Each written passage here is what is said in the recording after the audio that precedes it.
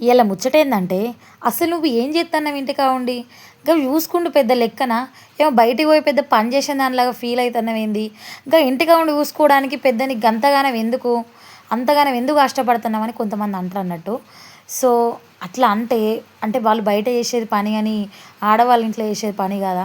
అట్లా అంటే ఈ పని చేసే దానికన్నా స్ట్రెస్ అనేది ఆ మాటల వల్లనే ఇంకా తలకాయ అనేది మొత్తం పురాత ఖరాబ్ అయితది. ఎందుకంటే వాళ్ళు మనం చేసే పని ఏదైనా పనే గదా! చేసి చేసి రెక్కలన్నీ పోతాయి. కనీసం పిల్లలున్న కాడ తినడానికి గూడా టైం ఉండది. అట్లుంటాయి సిచ్యువేషన్‌లు. వాళ్ళు ఏడుత్తరు.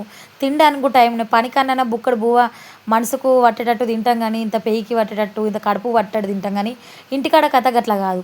అది వాళ్ళకి తెలవదు గదా! ఏదో పోరగాళ్ళని ఇడిచిపెట్టి, పని ఇడిచిపెట్టి మన మీద వాళ్ళు బయటికి పోతే, మనం ఎంత స్ట్రగుల్స్ పడతాం అనేది మనకు తెలుసు. నెక్స్ట్ ఇంకోటేందంటే లీవులు తీసుకుంటున్నాం గదా అంటారు. లీవులు ఎవరి కోసం? ఎవళ్ళ కోసం?